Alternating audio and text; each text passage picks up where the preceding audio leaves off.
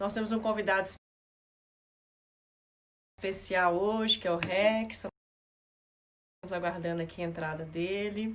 Essa live está sendo transmitida aqui, gente, pelo Instagram e também pelo YouTube. Quem tiver dificuldade pelo Instagram, se cair por aqui, vocês podem ir pelo YouTube, que é o Era da Luz, tá? E vocês podem deixar aqui também os questionamentos de vocês. Qual é a dúvida que vocês têm sobre isso? A gente vai tentar trazer uma visão.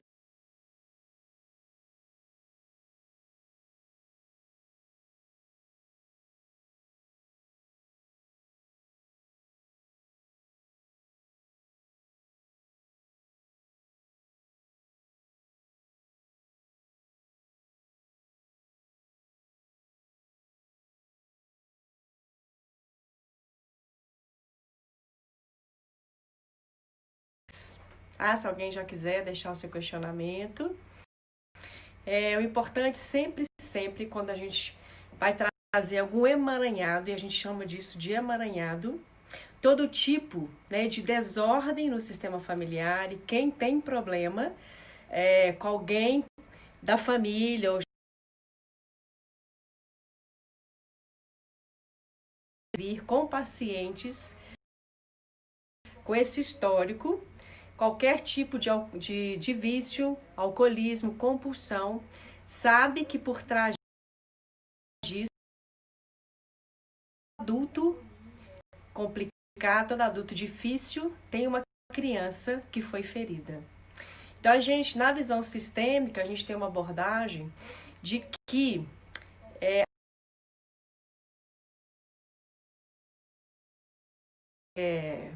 de falha, né, de desordem do sistema familiar pode trazer essa dinâmica que muitas vezes o que é calado numa geração é matrizado na segunda ou na terceira, muitas vezes em forma de doenças, muitas vezes em forma de vícios e outras vezes até mesmo para que essa pessoa possa ser vista, para que ela possa ser reconhecida como pertencente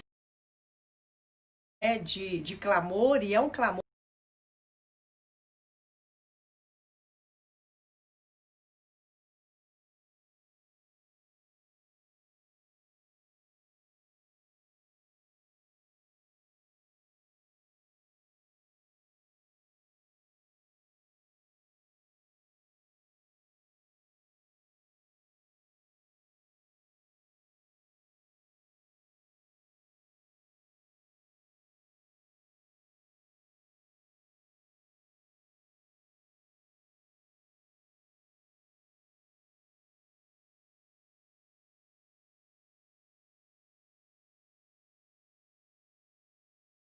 o que ocorre é que enquanto poderia ser um ato, uma atitude ponderada, né, de tomar uma cerveja, ou então até mesmo de uma comida, porque a gente acha que quando fala vício, a gente acha que só tem álcool e droga. Não, tem pessoas que têm vício por compulsões alimentares, e que isso leva a uma diabetes, e que isso leva a algum tipo de outros problemas cardíacos, ou então problemas de diversos tipos, né, de desordem, de homeostase, de desequilíbrio, algum buraco de alma.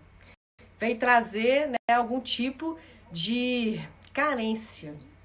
E segundo, porque há uma desordem fisiológica, né, uma desordem que traz toda uma... Peraí, nós estamos trazendo o nosso convidado aqui. Até mesmo relacionada a essa homeostase química que ocorre no organismo. Se no primeiro momento... Boa noite, meu querido. Vamos chegar. Boa noite. Tudo bem? Tudo certo, e você? Estamos chegando. Meu bem, fecha a porta. Tá. Estamos aqui já iniciando o bate-papo aqui sobre a visão sistêmica.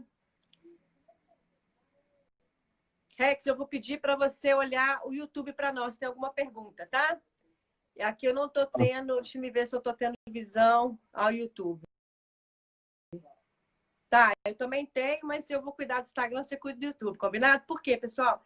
Quem tiver dificuldade aqui pelo Instagram, pode acompanhar também pelo YouTube, tá? Às vezes a pessoa Tá. não tem Instagram, prefere usar o YouTube, ok? Então, Rex, a gente está trazendo uma introdução aqui dizendo qual é a visão sistêmica sobre os vícios. O que leva uma pessoa a se viciar, né? O que está por trás desse grito de socorro, né? Digamos assim, né? Um grito de ajuda, né? O que a gente precisa, onde deve estar o nosso olhar sistêmico. E Bert Hellinger tem uma frase, né? Que é difícil, tem por trás dele uma criança, né, ferida. Então, a gente não fala aqui de polaridade, a gente não fala aqui de julgamento. Aqui nós não estamos em caça às bruxas, né? E procurar saber quem que é o responsável, o culpado. Não, a gente aqui está buscando qual é o tipo de contribuição que esse tipo de dinâmica está provocando para que haja uma ordem, né?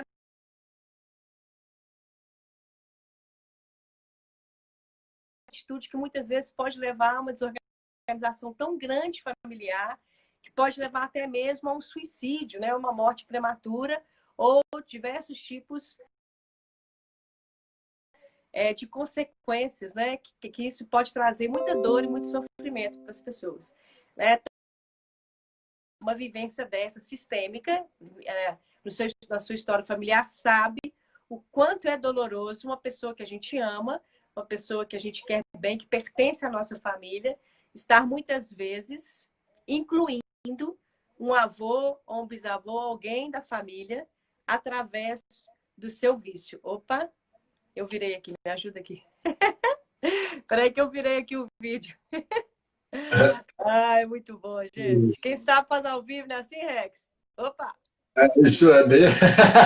Enquanto eu viro aí, você pode se apresentando, tá, Rex? Vou te dar a palavra.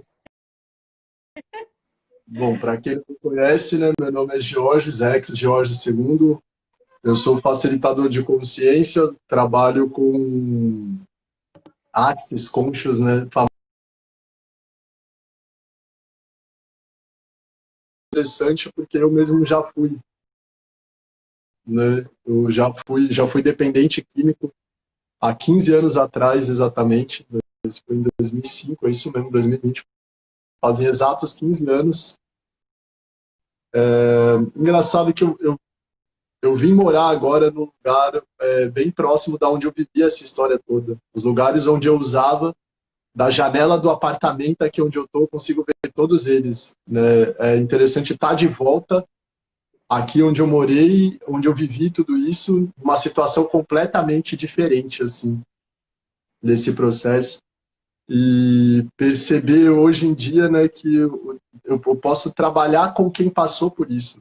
Eu já atendi várias pessoas com essa questão, né? Eu tive um caso na verdade, o caso que me deixou famoso foi de uma moça que ela cheirava coca há 5 anos, todo dia, né? E ela era jovem, ela começou com 12 anos. E a família dela perdeu tudo, né? Correndo atrás dela, os pais delas eram ricos e não conseguiram, pagaram o que tinha de melhor e não conseguiram de forma nenhuma tirar ela de barras. Ela largou o vício, ela acabou de ter uma filha, inclusive. A filha dela nasceu tem 10 dias, assim, a recuperação dela foi impressionante. Eu falei, cara, eu não sei como é que você fez isso, a gente tentou de tudo que o dinheiro podia pagar e a gente não conseguiu. E eu falei, cara, o vício ele tem um elemento, né, que é invisível, que é o energético. E você pode até tentar fazer um tratamento cognitivo, né, que é uma terapia clássica, que você vai conversando com a pessoa, e a pessoa pode até mudar, de repente, a forma de pensar, mas lá na energia, o que leva ela a usar vai estar presente ainda, de forma que ela vai se ver presa, não vai conseguir sair. Não, pode não ter muita eficácia, né? É sempre bom você estar fazendo um acompanhamento terapêutico, mas atuar nesse lado invisível é tão importante quanto, às vezes, até mais. E eu também trouxe, Rex, uma abordagem sistêmica, né? Para quem me conhece, eu sou Flávia Fonseca, sou advogada, sou também consteladora familiar e também facilitadora do Axis Consciousness. Na verdade, eu fiz uma transição de carreira, hoje eu sou mais terapeuta do que advogado, tenho atuado com as constelações familiares e também a gente tem casos clássicos de curas através da constelação familiar, tendo essa visão, o olhar sistêmico da repetição, muitas vezes, de padrão de comportamento. E aqui a gente não tem, não é nossa intenção elencar os motivos que levam as pessoas a se viciarem, mas a gente tem aqui talvez alguns prognósticos, né? Talvez algumas métricas que podem ser de grande contribuição, né? Principalmente quando você traz isso, né, Rex? Caso de superação. Eu também sou presidente de um abrigo de crianças em situação de risco social, adolescentes, e há 20 anos que eu lido com crianças com vícios, crianças que vêm de sistemas familiares, que são frutos de passagem de rua e, por consequente, todas elas já tiveram experiência também com vício, com droga, né, e com álcool. E o que a gente percebe é que é uma dinâmica que, além de ser uma dinâmica inconsciente, é uma dinâmica que ela leva a um tipo de clamor, a um tipo de chamado. Quando uma pessoa, ela, através do vício, ela tenta incluir alguém da família que precisa ser visto, ou alguém, um dos genitores, pai ou mãe, que na verdade não foi reconhecido, ela está trazendo para esse tempo e espaço, muitas vezes, uma desorganização no sistema familiar que precisa ser incluído.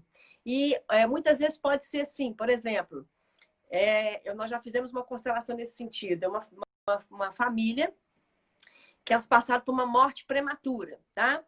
E eram duas irmãs gêmeas que faleceram, um bebê com meningite C. Acho que elas tinham 2 anos de idade, de 2 para 3 anos de idade. E o terceiro filho, tá?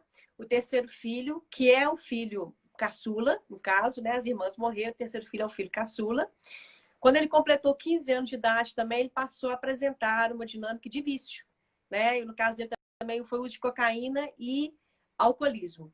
E logo a gente percebeu que esse menino, né, que esse adolescente, ele estava tentando seguir o destino trágico das irmãs, como se ele dissesse assim: em sua honra e sua homenagem, eu também vou repetir, eu também vou seguir vocês numa dinâmica inconsciente de um suicídio indireto através da viciação.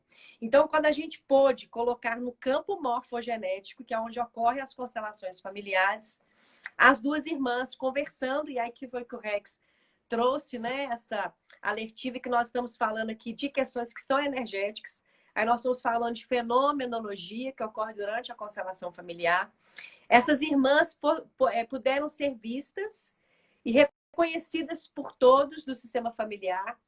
E a gente usa frases que muitas vezes levam a uma grande libertação, que é quando a pessoa que está apresentando essa dinâmica da viciação pode olhar para uma possível causa e dizer assim para essas irmãs, né? Que em sua homenagem, eu reconheço o destino de vocês e a partir de agora eu vou honrá-la a todos com a minha cura. É como se dissesse, eu não preciso mais seguir esse destino, eu não preciso mais também usar, né, de uma viciação para que vocês possam ser vistas numa morte em tenra idade. E a partir de agora eu vou honrar vocês com a minha libertação e trazendo um outro tipo, né, de resposta a uma dor, a um sofrimento de uma morte prematura.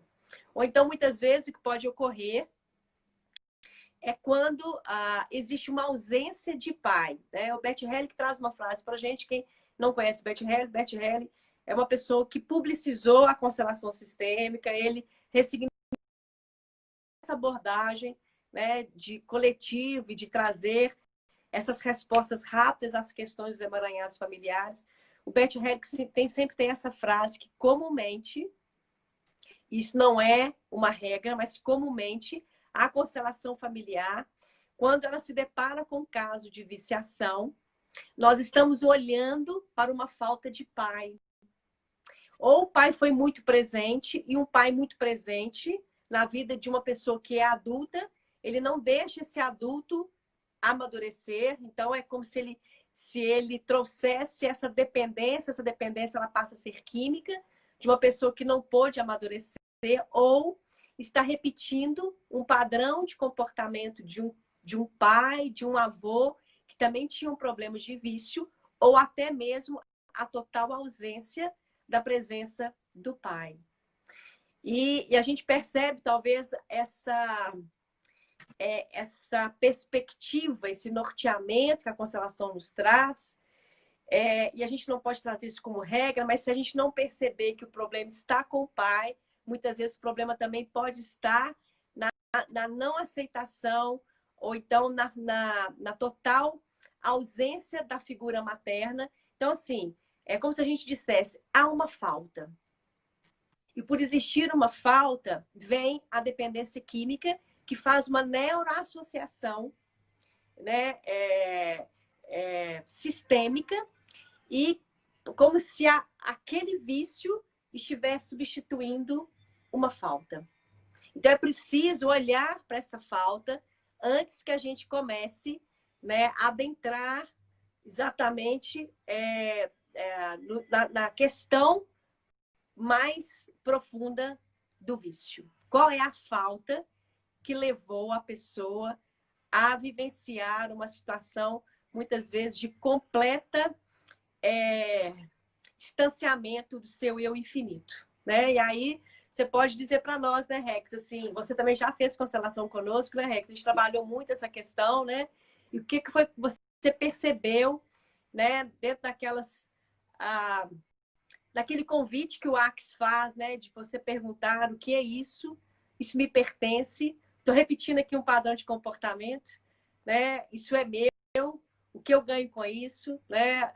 Para quem eu encaminho isso, né? Se é que eu posso mudar a situação. O que você pode trazer para a gente, né? Nessa experiência que você trouxe, que corajosamente você veio aqui, né? Trazer esse depoimento. A gente te agradece por isso, né? Como que você pode... O meu dinamismo com o vício, assim, né, ele foi bem interessante, porque eu senti algum tipo de vazio desde muito pequeno, que eu não sabia entender, né, assim, eu comecei a notar ali mais ou menos com 5 ou 6 anos de idade, tinha alguns momentos muito, muito específicos, assim, que me davam, às vezes, uma vontade de quase morrer. Eu sentia como se eu não valesse nada na vida, né? Era muito rápido, eu era criança, né? Mas eu lembro com clareza, porque eu era muito feliz, mas durante um momento da vida, em instantes, dava uma dor muito grande. E os anos foram passando, né? E isso durava cada vez mais tempo. De minutos começava a durar horas, né? Mas nunca chegou a durar um dia inteiro. Até que começou ali mais ou menos na fase dos 13 anos, eu comecei a passar 1 ou 2 dias com o que a gente chamaria de depressão, né?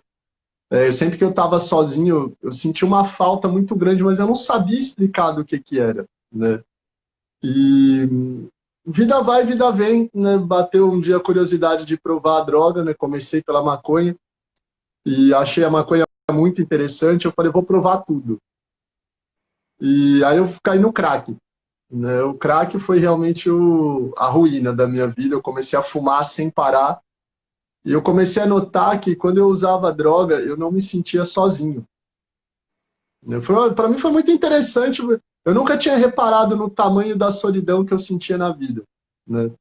A droga que me mostrou o quanto de fato eu me sentia.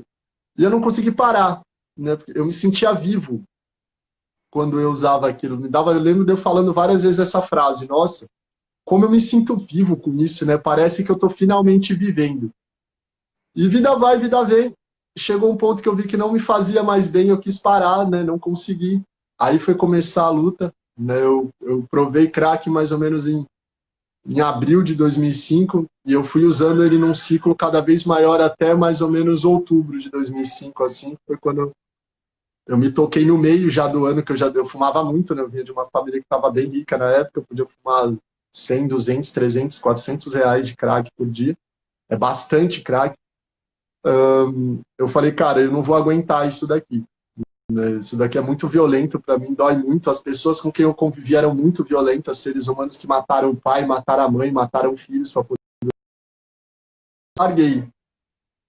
E aí, quando eu larguei aquilo, eu fui começar a querer entender, mas o que me levou a usar esse negócio? Né? Por que eu usei isso? Minha vida era supostamente tão boa. E no que eu fui me investigando, eu percebi que eu nunca tinha me sentido filho dos meus pais. A minha vida inteira, a sensação que eu tinha é que eles só cuidavam de mim porque eu tinha nascido deles. Eu tinha uma sensação muito parecida como se eu fosse o cachorro da família. Eles só cuidam de mim porque eu estou aqui. Né? Eu sentia que eu era um filho indesejado. Né? Meus pais tinham que trabalhar muito, então eles saíam muito cedo e voltavam muito tarde. Eu não vi eles, eu só fui realmente conhecer meu pai quando ele faliu, que eu comecei a tomar café com ele. E isso foi em 2012, né? Eu larguei o negócio em 2005. No mesmo ano que eu provei, eu acabei largando, fumei o suficiente para tá bom. E eu fiquei uns 2005, 2006, 2007, 2008, mais ou menos, me estudando, me investigando para perceber. Eu falei, cara, eu sinto que eu não tenho família.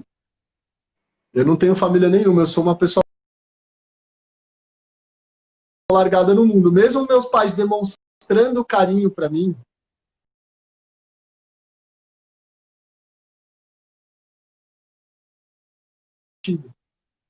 e aí vida vai, vida vem. Eu descobri a constelação já bem tarde na minha vida, em 2017 eu descobri ela, né? 2016 eu descobri a constelação, e em 2017 eu comecei a estudar, e minha primeira constelação eu botei esse tema. Eu falei, eu não sinto que eu faço parte da minha família.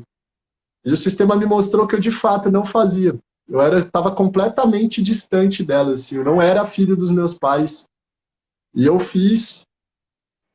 foi uma constelação muito interessante, e no outro dia, quando eu acordei, eu senti pela primeira vez que eu fazia parte de uma família. Eu lembro as lágrimas descendo no meu olho, a sensação de, nossa, eu sou filho deles mesmo. Né? Eu não sou uma pessoa aqui colocada nesse contexto. Eles são realmente meus pais. Eu senti no coração mesmo que eu tinha uma família. Eu não sentia isso. E a dependência química ela tem duas fases. A fase da luta, né, quando você luta para não usar mais, que os narcóticos anônimos dizem, né, que essa fase nunca acaba, você tem que sempre ficar vigilante. E eu vi na minha carne a experiência de que essa fase ela acaba assim. Né? Tem a fase que aquilo lá é só uma lembrança. No instante que eu comecei a sentir que eu tinha uma família, a fase da luta acabou. Eu não sentia mais vontade de usar, eu não tinha mais o risco de voltar a usar. Né? Eu não precisava mais ter medo de olhar para aquilo, de chegar perto, de alguém me falar, ou de ver alguém usando e bater aquela, nossa, eu preciso fumar uma pedra. De alguma forma que eu não sei explicar, né, eu realmente fui preenchido. E a luta cessou. Eu percebi que o meu diálogo com a droga era o vazio de não pertencer a lugar nenhum. Né? E eu sentia, quando eu estava no meio daquelas pessoas, né, é só a gente o crack mesmo. De alguma forma eu senti que eu fazia parte de alguma coisa ali. Né? Quando eu consegui fazer parte da minha família, essa ânsia infinita, né, passou. Eu não preciso mais, assim, não tinha mais resistência. Né? Hoje em dia o crack para mim é um detalhe. Assim, eu passo perto, vejo, inclusive, né, como eu estou morando de novo aqui perto, eu vi outro dia, essa semana eu fui fazer uma compra no mercado, né, e eu mostrei para a Yasmin no farol. Eu falei, ó, esse cara fumou comigo. Ele já fumava há 5 anos quando eu comecei, ele está há 20 anos, está lá ainda. Né? E assim, para mim é um detalhe totalmente irrisório na minha vida. Hoje em dia não tem mais impulso de me encher com mais nada. Assim, a constelação conseguiu me mostrar de forma pia, assim, né? Eu falei que era uma questão real de pertencimento, no meu caso com a droga.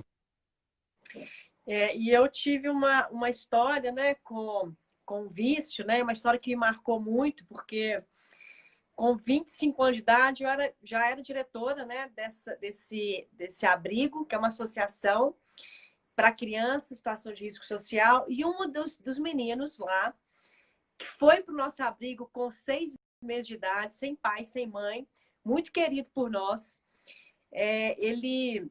Nessa época, nós começamos a dividir, a gente não podia ter mais menina e meninos, né? Porque com 7 anos de idade eles começam a namorar, é uma loucura, né? Imagina a sexualidade dessas crianças carentes, é altamente exacerbada. E esse menino tinha mais ou menos uns 13 anos de idade, ele tinha 1,85 m de altura. E eu tinha um Nossa, carinho, um amor enorme por ele. E eu tentei levar esse menino, porque ele era grande, forte, para jogar vôlei no Minas. E já tinha conseguido uma bolsa para ele começar a treinar no Minas. E eles viam nele um grande potencial para basquete, enfim, para vôlei, ele começar na escolinha de esporte de lá. Só que essa época, nós tivemos uma determinação que era para a gente dar liberdade para os meninos. E eles deveriam ter um tempo para brincar na rua, para se socializarem. E eu era aquela advogada assim, que eu defendia meus amigos como se fossem meus filhos, né? E eu não concordava com aquilo e tentava ponderar com o Ministério Público, com os juizado da Infância e Juventude, que nós estávamos, era uma casa própria, né, da associação, mas também era dentro de uma favela, e que não era um ambiente legal para os meninos, e eu queria horário para eles chegarem em casa à noite, enfim. E numa dessas, a gente chamava ele de Cascão, que ele era parecido com o Cascão da Turma da Mônica. Numa dessas, o Cascão foi se envolvendo com os meninos da comunidade. E em ter idade, você sabe que eles passam a ser também a pertencer ao tráfico, né? Acho que ele era... ele que ficava no anel rodoviário, que era bem perto do anel rodoviário, vigiando quando a...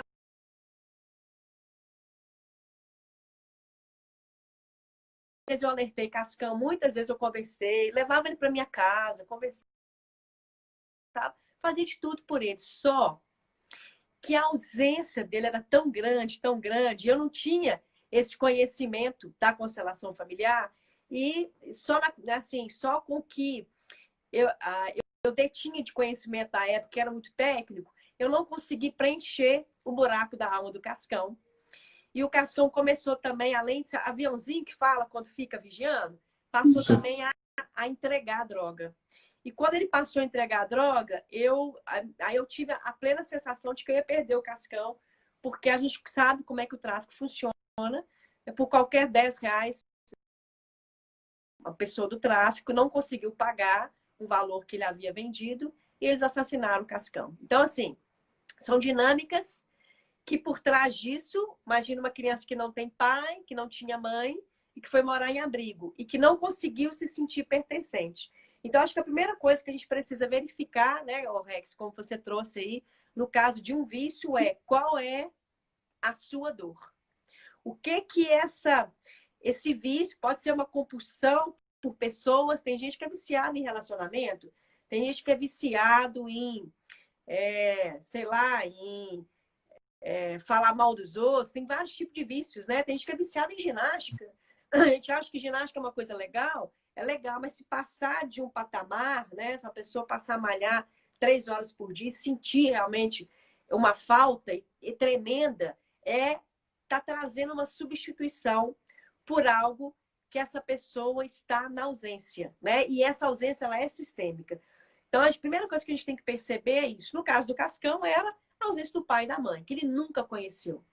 E por mais que a gente tentasse uma reinserção familiar, nós não tínhamos histórico do Cascão, que levaram esse menino para lá e a pessoa que deixou ele lá nunca mais apareceu. Então, nem se eu quisesse fazer uma inclusão, né, familiar, eu conseguiria. Bom, e aí no caso, assim, você chegou a se perguntar, né, se você trouxe isso para a gente, né, que era o sentimento de não se sentir pertencente, né, que te levou a buscar, né, a droga.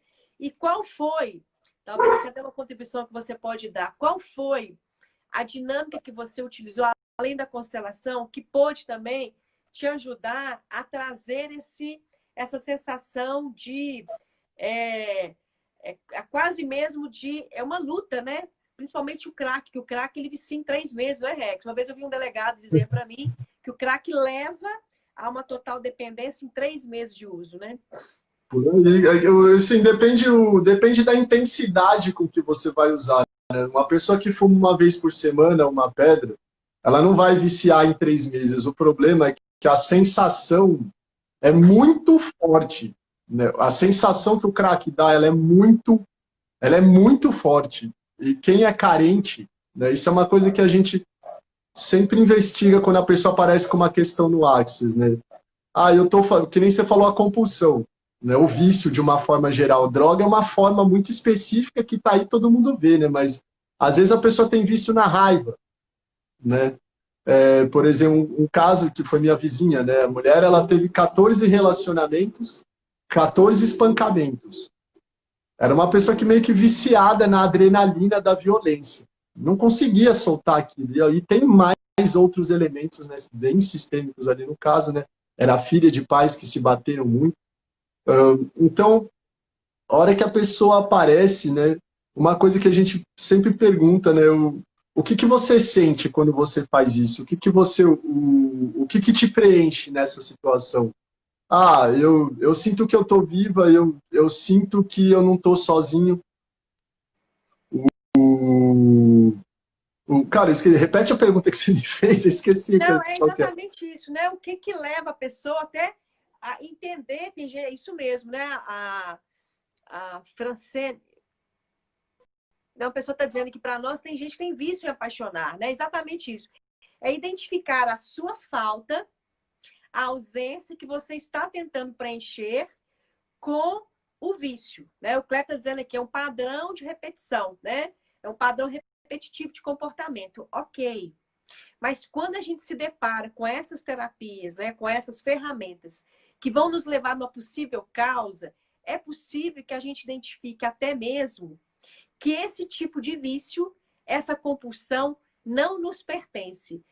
Que nós estamos trazendo isso para, muitas vezes, honrar alguém do nosso sistema que foi ou excluído ou que também apresentava esse padrão de comportamento de vício, ou então até mesmo para que a gente inclua alguém do nosso sistema ou que morreu numa tragédia, um suicídio, ou que passou por algum tipo, né, de uma situação de guerra, ou algum tipo de situação de anormalidade, traumas e de dramas que todos nós, no nosso sistema, carregamos nas nossas memórias celulares. De pensar, Rex, que nós somos o resultado de 33 gerações. Imagina o que a gente não traz nas nossas memórias celulares, que muitas vezes isso vem à tona através de um vício ou de uma compulsão. Então, aqui, eu acho que o nosso papel, enquanto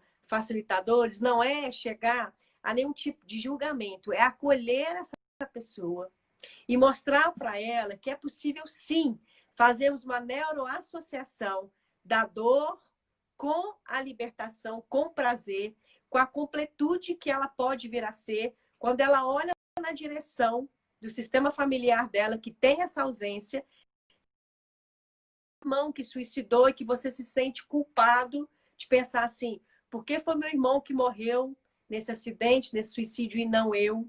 Então, há uma dor nos meus pais que eu posso compensar também morrendo no lugar deles, né? Aquela dinâmica que a gente diz assim, pai, mãe, eu vou no seu lugar, né? Para honrar vocês, eu vou cada dia me matar mais com esse cigarro, ou com essa bebida, ou com esse tipo de viciação, ou com a compulsão de não me sentir grande o suficiente, de ter sucesso, de ter uma vida de facilidade, de ter uma vida, né, de ser infinito que nós somos, de permitir, né, que possamos, sim, honrar esses nossos ancestrais com a nossa grandeza, com a nossa completude, e não repetindo um estado de adoecimento simplesmente para incluir aquele que não foi visto ou até mesmo para que a gente possa se sentir pertencente ao sistema familiar, se muitas vezes nós entendemos que os nossos pais ou que a nossa mãe não foram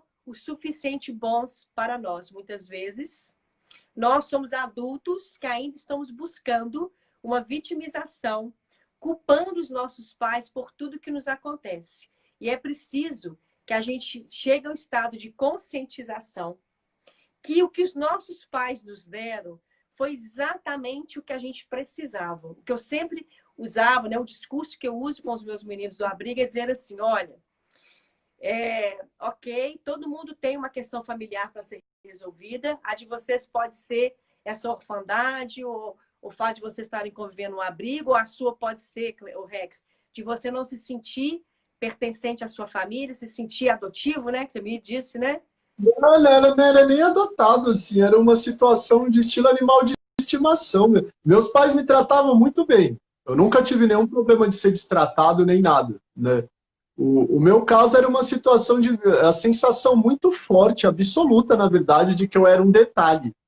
Não era nem adotado, assim, né? Eu via que eu era filho deles, eu não tinha dúvida que eu era filho biológico deles, mas eu não tinha sensação nenhuma de ser filho, eu não conseguia sentir que eu era filho deles, e eu não conseguia sentir que ninguém gostava de mim também, né? As pessoas falavam que gostava, mas não tocava o estilo, não dava para acreditar. Eu falava, não, você não gosta de mim, não dá para gostar de mim, ninguém gosta de mim. Eu não conseguia receber afeto. Era uma coisa muito interessante, assim, mesmo com as demonstrações. Não era, adotado não chega a ser exatamente, acho que era pior que isso, inclusive. E olhar para a nossa família, o nosso pai, a nossa mãe, a nossa origem, com essa sensação de total, de romper todas as barreiras, todo julgamento, projeções que a gente tem sobre o que é certo e o que é errado, de qualquer concepção de sistema familiar, e falar assim, esse pai e essa mãe são eles representam o que eu preciso, eles são suficientes para que eu possa tomar a vida que veio deles e ressignificar e assumir, a partir de hoje, a responsabilidade por tudo que me acontece. E honrar a esse pai, essa mãe, com tudo que eu posso viver de mais completo, me libertando de qualquer tipo de dinâmica, de adoecimento e de vício. Porque quando a gente olha para o pai e para a mãe e aceita e acalenta a nossa alma, com essa ausência ou com qualquer tipo de julgamento que a gente tenha, parece uma mágica, Rex. É algo realmente que é impressionante. É de cair o queixo as transformações que a gente presencia nas constelações. Por quê? Porque é como se a gente tivesse apaziguando todo tipo de conflito. Por isso a constelação é tão usada no Poder Judiciário, e a gente pudesse estar dando uma nova, ressignificando essa família, né? Ressignificando tudo que a gente tinha de concepção, né? E aceitando, muitas vezes, a imperfeição dos nossos pais. E quando a gente olha para esses pais e fala assim, olha, eles fizeram o que eles puderam fazer, o que eles sabiam fazer, e eles deram tudo que era possível ser dado para nós, ainda que tenha sido pouco, aí a gente recebe a força. Aí a gente consegue, sim, preencher esse buraco da alma que te levou ao cigarro, que te levou à bebida, que te levou... Tem gente, Rex, que tem vício por relacionamentos de abusos agressivos. Tem gente que tem vício por emoções fortes, entende? Tem gente que tem vício até mesmo em sofrer. Exato, isso que você falou, né?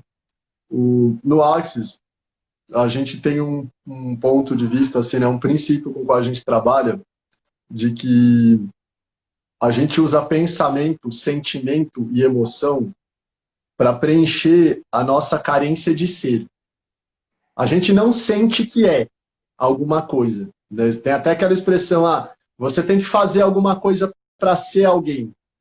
A gente não se percebe como sendo, então a gente às vezes tem que provar que é, né? E essa carência de ser, quanto mais alta ela é, mais intensa tem que ser a compensação, né? Se eu sinto que eu não sou ninguém, se eu não sinto que eu sou alguém, e isso deriva muito, né, do nosso nível familiar, eu vou precisar fazer coisas intensas, né?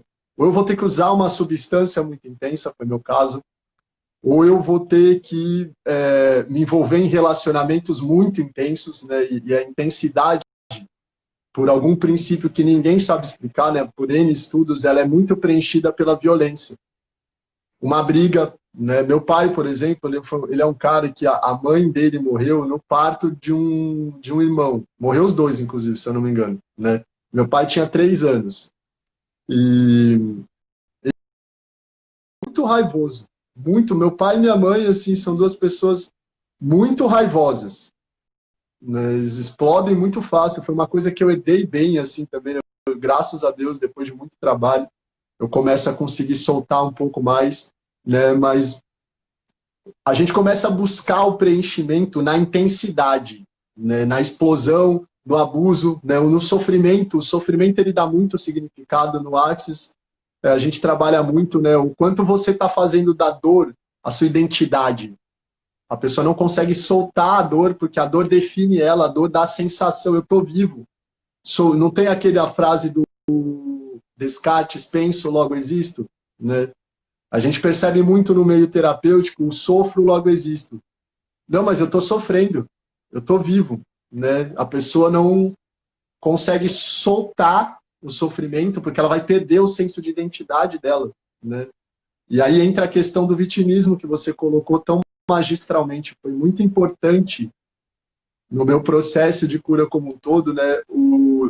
A partir do instante que eu comecei a me estudar para ver qual que era o buraco que tinha me levado a usar a droga, eu falei, pô, mas foi meus pais, né? Meus pais foram ausentes, né? Não tiveram lá por mim. E eu senti a carência deles. E aí eu entro no processo clássico de culpar a pessoa, né? Não, mas a culpa é de vocês, né? A culpa é de vocês porque eu usei droga, a culpa é de vocês porque eu não sou ninguém, a culpa é de vocês porque eu não dou certo na vida. E vida vai, vida vem, eu vi que eu não estava saindo do buraco também, né? Eu falei, não, mano, eu entendi por que eu usei droga, mas eu ainda sinto vontade e eu não tô gostando dessa situação com meus pais, assim, né? Eu tenho uma tendência autocrítica bem alta, assim, né? Eu fico, bom, beleza, eu tô aqui, mas e aí? Onde que tá me levando esse comportamento, né? E foi quando eu cheguei fazendo muitas perguntas, eu perguntava muito para a vida mesmo, de parar, ficar olhando na janela, de andar sozinho na rua pensando, mas como é que eu saio disso? Eu não tive meus pais, e aí? Né? Como é que eu faço para ser feliz? Fazendo tanta pergunta, eu cheguei na constelação, né, nesse conhecimento incrível que ela dá, de que os pais são seres humanos, e eles erram, né, que é uma coisa que filho não admite de jeito nenhum. O pai tem que ser perfeito. E eu realmente reconheci, né, que eu estava naquele lugar de olhar para ele, ó, vocês não foram perfeitos. E eles não têm como ser, porque às vezes o que eles passaram foi muito mais violento do que eu mesmo passei, e eu pude realmente ver, né, eu fui conversar, pai, como é que foi sua infância, né? Eu não tive filho, né? Eu nasci muito pobre, né? Meu pai teve um monte de filho, a minha mãe morreu muito cedo, eu era obrigado a trabalhar, fui começar a trabalhar com 5, 6 anos, o que você conheceu de brinquedo eu nunca vi.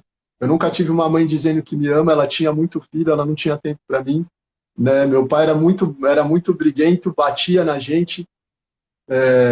Isso que você tem eu nunca conheci, né? Foi a primeira vez que eu consegui ver meu pai como uma pessoa. Ver o relato dele assim para mim foi muito emocionante. Eu falei, nossa, mas foi tão ruim assim? Ele falou, se eu te contasse, você não acreditaria como foi horrível a minha história, filho, né? E ele nunca falou mesmo. Meu pai é uma pessoa, ele não consegue dizer eu te amo. Ele não consegue. Eu falo olhando no olho dele, ele fala, tá bom, filho, tá bom, filho.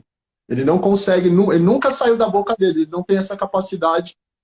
E com o conhecimento da constelação, eu pude ver que é muito difícil de alguém dar o que não tem. Meu pai não teve o carinho nem nada, né? Eu percebi o privilégio que eu tive de não ter sido abandonado, que foi meio que um pouco o caso dele, assim, né? Ele estava lá na luta porque ele não queria que eu passasse aquela violência toda que ele passou. Eu me senti perto dele. Eu consegui me sentir perto. Eu falei, nossa, pai, cacete, que vida que você teve, né?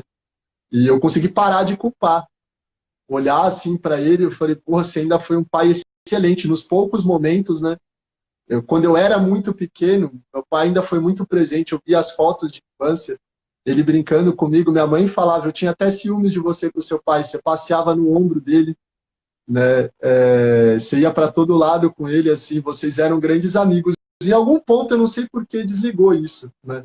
Mas eu consegui resgatar e ver que eu falei, cara, não teve nada a ver, né? A imagem que eu estou fazendo do meu pai, muito idiota, não teve nada de ausência. Foi o jeito dele de lidar com a situação, porque ele não teve nem, comparado com o que ele me deu, ele não teve nem perto.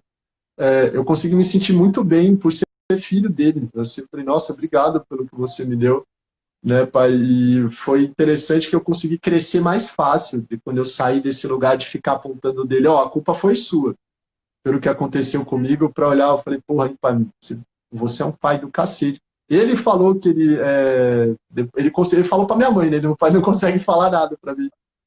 Ele falou que a primeira vez que ele se sentiu feliz na vida foi quando eu falei para ele que eu tinha orgulho de ser filho dele, né? É uma coisa, chega a encher até, dá vontade até de chorar, assim. Que lindo isso.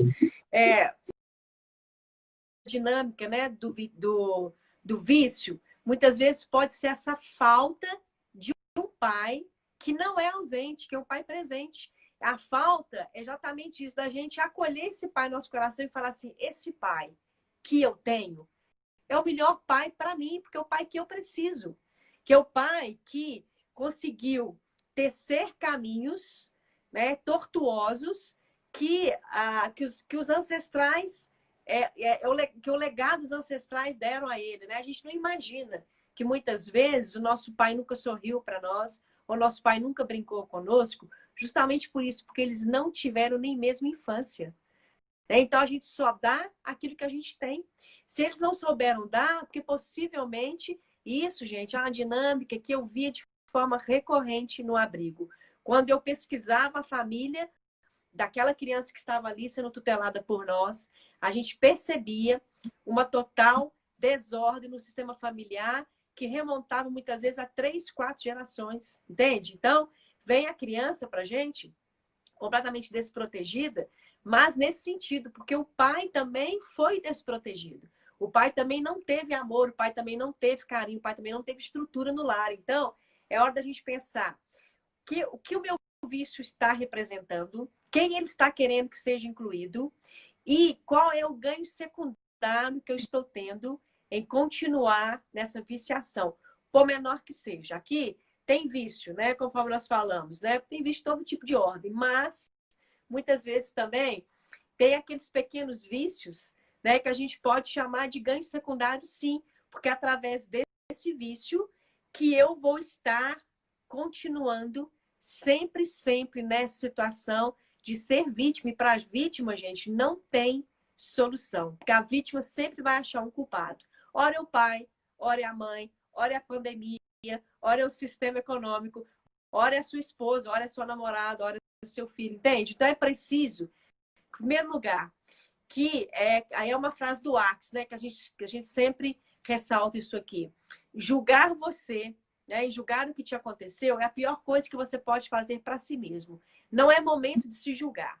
É momento de você identificar, porque se você não identifica, você repete um padrão de comportamento, e se não for você a repetir, será um descendente seu, porque nada pode ficar calado no sistema familiar. Tudo que é calado, ele vai ter uma dinâmica, sim, de tatuar na pele da geração seguinte. Então, é preciso que a gente olhe. Olha, eu tenho um avô que é alcoólatra. Ok. Toda família tem uma questão emaranhada. Tá? Primeiro, é preciso que a gente aceite isso. Que a gente olhe para essa situação, para que a gente possa acolher e, a partir daí, a gente possa ressignificar. Ok, vamos imaginar, né, que o Rex está tendo a coragem, né, de trazer isso para a gente. Eu fui um viciado em crack. Ok. Se você olha para essa situação e aceita e tenta identificar a razão, a causa, isso era uma ausência de pai que eu achava que eu tinha, que eu não me sentia pertencente à família. É um grande já avanço. A partir daí, é você fazer uma neuroassociação, tá? De criar hábitos muito mais saudáveis para que você possa substituir esse hábito.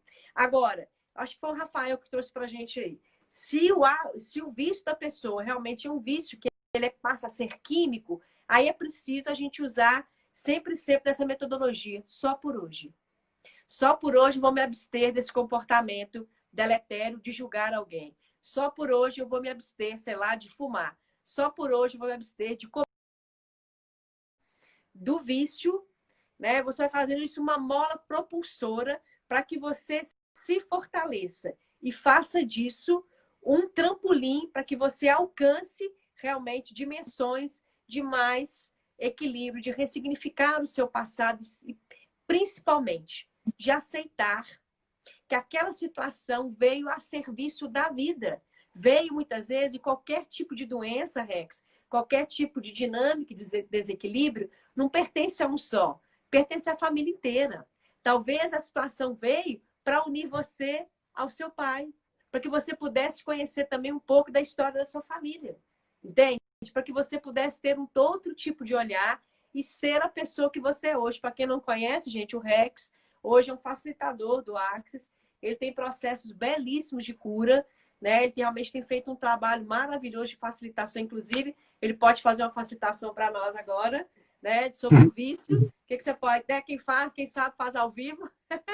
Depois também eu posso fazer uma dinâmica da gente acolher esse pai, né? Acolher essa dor que você traz consigo, né? De estar muitas vezes aí substituindo, né, uma morte de alguém da sua família ou alguém que foi esquecido, alguém que não foi visto, com a sua dor, com o seu vício, muitas vezes uma forma distorcida de honrar alguém. E nós não precisamos mais viver os problemas dos nossos ancestrais. Nós podemos ser aquele buscador que Bert Helling diz que veio para libertar as gerações que ficaram para trás e as gerações que estão por vir. Entende? Então, que seja esse seu vício, que seja essa sua dor, que seja essa sua ausência, a mola propulsora que vai trazer liberdade para o seu pai, para o seu avô, para o seu filho, para o seu neto e que vai trazer equilíbrio e calma para todo o seu sistema. Exatamente o primeiro passo, né, para quando você vai lidar com essa questão, tanto quando a gente vai tratar ela, quanto a gente vai se tratar, é sair do espaço de autocondenação. Né? Eu fiz muita coisa sem noção mesmo, eu poderia até estar preso por elas, né? Graças a Deus eu escapei disso tudo.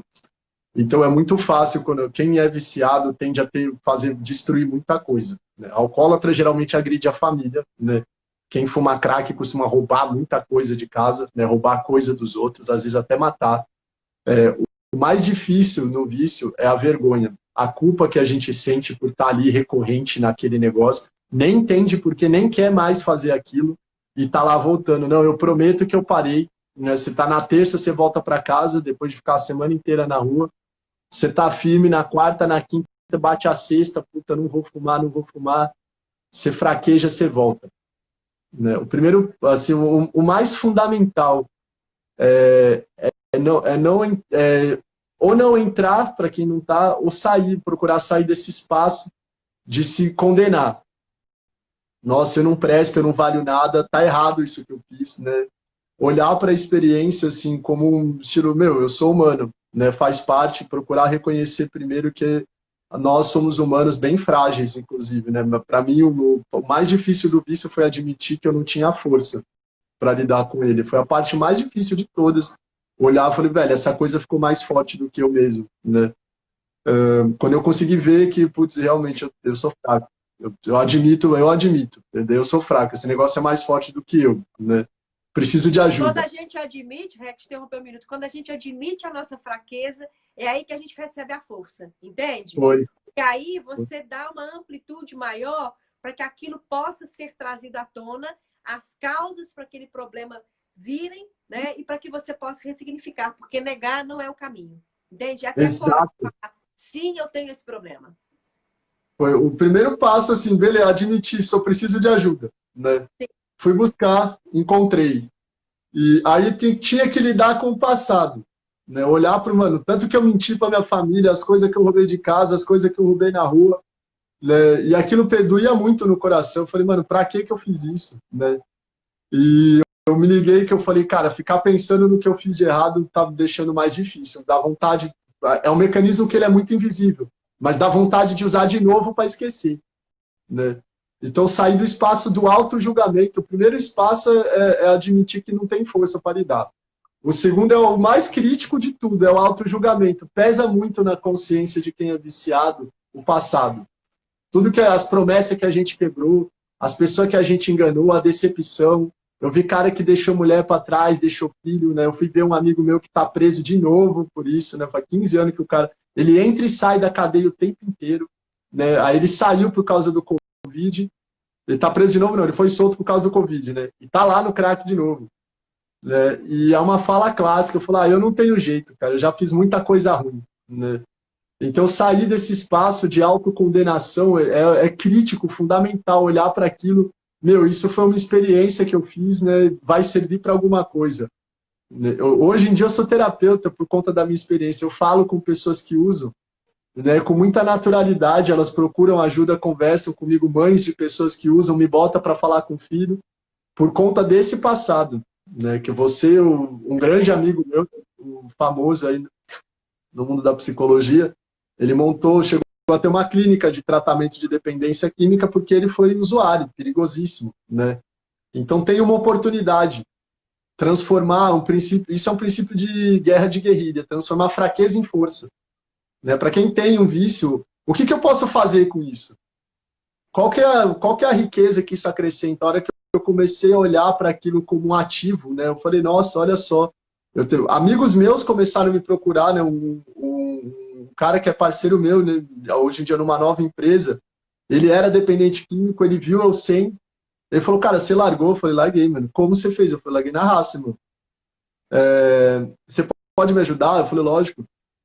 E só na conversa, no convívio, ele conseguiu largar a coca, né? E o principal de nosso diálogo era, eu falava para ele, cara, esquece o que você fez, esquece o que você destruiu, olha quem você não é o seu vício. Você não é seu passado, mundo que você não é quem você foi. Sua história não pode ditar quem você é. Sua história faz parte de você, mas você não é sua história. Né? O resgate da autoestima, a gente olhar para a gente como um presente é fundamental. Assim, acho que a fase mais crítica de todo vício é você olhar para aquilo como um benefício. E é quase impossível. É quase impossível. Você olhar para o tanto que você destruiu. Meu sistema nervoso ficou acabado, né? Minha família foi. Meu pai já estava mal, assim, começando a ficar mal financeiramente, apesar dele ainda ser rico, ele estava perdendo, né? E aí no meio o filho vai fumar crack, então eles perderam o controle total da finança. Eu fui assistindo o patrimônio da família ruindo e é muito fácil entrar no espaço, nossa, eu destruí minha família, né? Então eu tive que olhar para aquilo e falei, eu sinto muito mesmo, né? O que eu posso fazer a partir de agora? Como eu posso contribuir com isso? Eu consegui me olhar até chegar ao ponto de sentir orgulho. Eu não repetiria a experiência, né? Eu não repetiria. Mas eu sou grato por ter passado por ela. Ela me dá hoje muito recurso para lidar com questões extremas nesse sentido, né? Para quem tem, para quem passou, para quem conhece alguém viciado, isso é uma coisa que a Flávia falou no começo da live e que é importante trazer, né?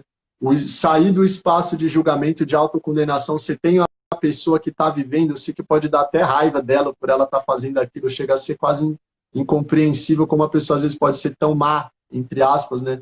Mas ela é doente. Isso é Correto, uma só fazer doença. uma colocação.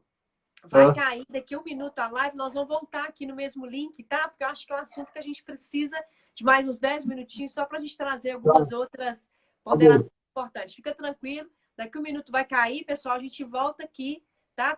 Tá sendo transmitido aqui também no YouTube. Como é pelo OBS, eu não sei o que está aí apoiando a gente, eu não sei se a gente consegue direto pro link do YouTube, mas vamos por esse caminho aqui, porque esse aqui tá dando certo. A gente volta no mesmo link, tá bom? Pode Tá bom, continuar, por favor. tá bom. Aí, completar, o Rafael trouxe assim, uma contribuição para a gente, o quão é difícil uma pessoa que realmente está com uma dependência química, ela admitir isso. Mas acho que foi isso que você colocou, né, Rafael? Mas o Rex está dizendo o quão é importante para a cura você sair desse espaço da vergonha, né, e do vitimismo, então até mesmo de esconder isso e admitir, eu preciso de ajuda. Porque a cura vem daí. É pela vulnerabilidade, pela fraqueza, que a gente recebe a força e consegue, sim, traçar um outro caminho. Tá? E aí eu vou trazer também uma contribuição, tá, de uma pessoa que vivencia numa família que tem problema.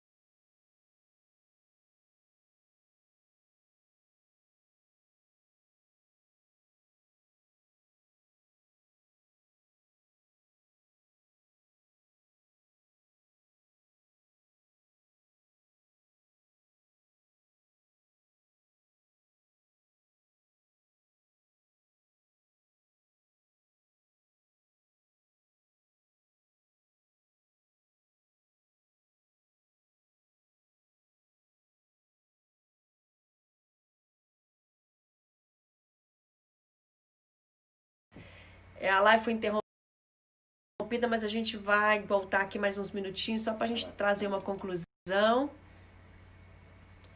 Essa live está sendo transmitida aqui também no canal do YouTube. Estamos aguardando aí o Rex, que está fazendo esse bate-papo com a gente, com uma grande contribuição. Ele está narrando que ele foi uma pessoa que conseguiu superar uma dependência em crack, e hoje ele é uma grande contribuição, um grande facilitador, que está trazendo realmente, recebeu a força, né? Conseguiu transformar essa experiência dele, né?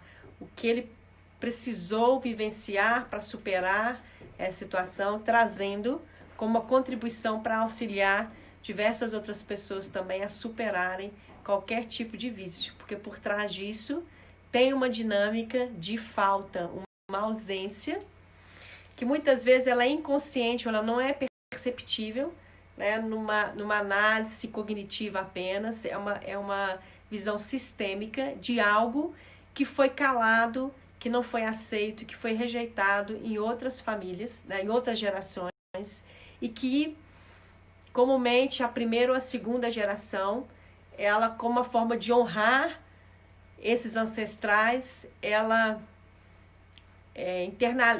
expressa essa dor através de um vício. E a dinâmica que a gente precisa trazer é que, na verdade, isso é uma questão sistêmica que tem que ser olhada por todas as pessoas que compõem o sistema familiar.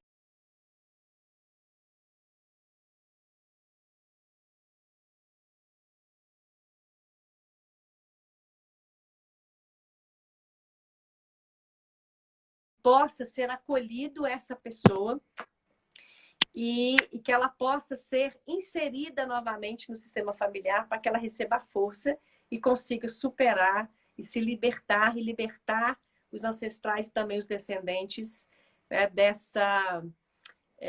podemos chamar de uma anticonsciência, né, Rex? Porque enquanto seres infinitos, a gente precisa realmente fazer escolhas que vão nos levar a muito mais possibilidades. E uma dessas escolhas é admitir que ou você precisa de ajuda, ou que você tem a escolha de se libertar disso, acolhendo, percebendo a sua falta e acolhendo isso em você, e sendo você o responsável por ressignificar isso. Bora lá, Rex. Então pode continuar aí, né? Estava narrando, né? Exatamente. O primeiro passo, né? Você olha para aquilo, cara, eu não tenho força para enfrentar isso sozinho, né? E às vezes quando a gente tem alguém que usa isso na família, né? Ou quando essa pessoa somos nós mesmos, né? Isso pode ser muito difícil, né? Falar se essa pessoa faz parte do nosso ciclo. Fica uma tensão constante, para com isso, para com isso, para com isso. Essa abordagem assim incisiva, ela não é muito feliz, né? Procurar conversar com a pessoa, como é que você se sente? Você gostaria de parar, né, de usar isso? Pode ser um caminho para ela se abrir para a oportunidade. Eu demorei muito para admitir, né? Eu não falei, eu não tenho como. Não tem como eu viciar, eu sou foda demais para isso acontecer. E de repente eu fui ver que na hora que eu quis parar eu não era tão foda assim. Eu tentei uma vez, não consegui, 2, 3, 10. Foi cacete, mano, eu não consigo parar, mas como é que eu faço para parar então? Ia tentando, e a ficha caiu num dia. Que eu tive a última recaída, né, famosa, para mim. Depois de fumar 7 pedras, né, ter roubado para fumar aquilo, eu consegui olhar e falar, cara, não dá para vencer essa coisa sozinho, né? Eu preciso de ajuda. Eu fui no orelhão, liguei para casa, falei, mãe, eu preciso te dizer 3 coisas. Eu sou viciado, eu não consigo parar sozinho e eu preciso de ajuda. Trazer a pessoa para esse espaço, né? Se você precisar, a gente tá aqui. Né? Se for difícil demais para você, porque às vezes dizer para a pessoa que ela não vai conseguir vai deixar ela mais firme na ideia de que ela consegue. Sim. Pior coisa que você pode querer é bater, não, filho, você não consegue, isso daí você tá perdido mesmo, você não tem futuro, né?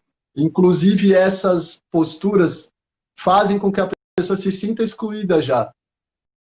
Puta, mano, o pessoal não gosta mais de mim, eu não tenho mais futuro mesmo, né? O diálogo ali, ó, se você precisar, né? Tá muito difícil para você? Não, tá legal para mim, ó, beleza. A hora que você precisar, a gente tá aqui, né?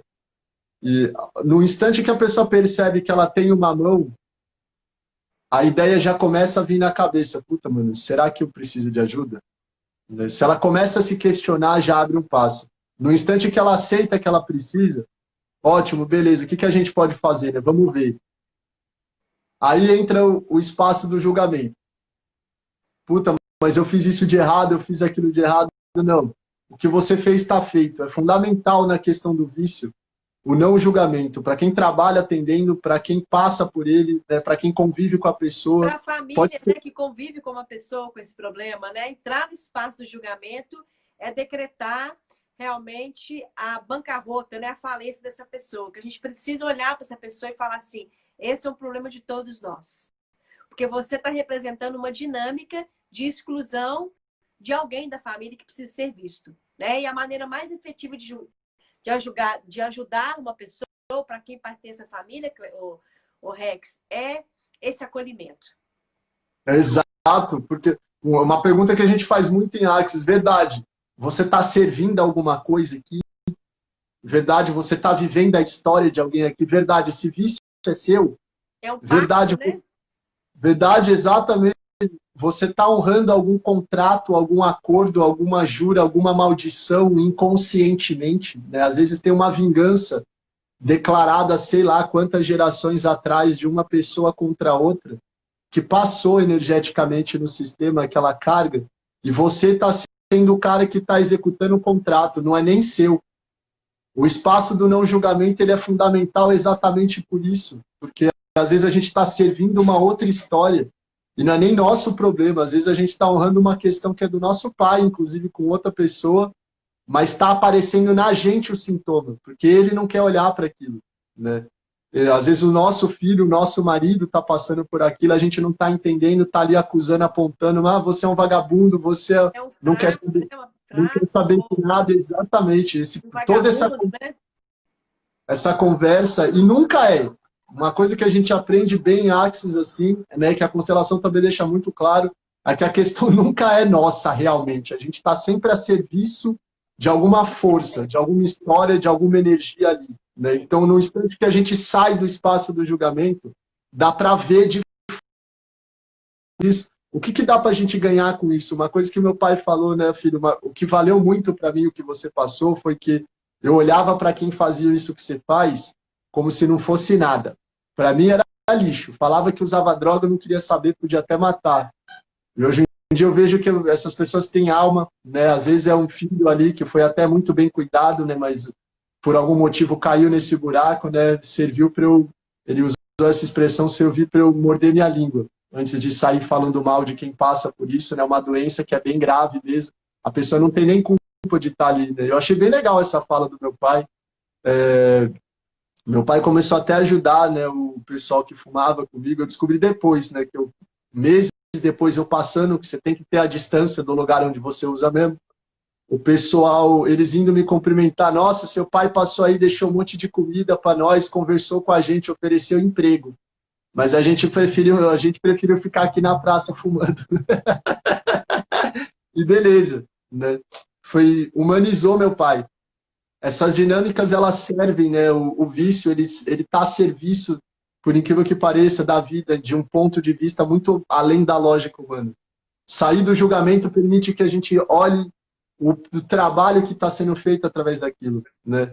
E a partir do instante que não tem esse braço estendido e esse julgamento não está mais lá, começa exatamente a você criar alguma coisa com aquilo, né? Beleza, o que eu vou fazer com isso, né? Tá feito.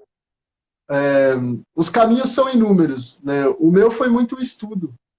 E hoje em dia a terapia, né? Eu coloco a serviço do mundo. O que eu aprendi, o que eu extraí com isso, eu encontro com pessoas, a pessoa vem procurar minha ajuda.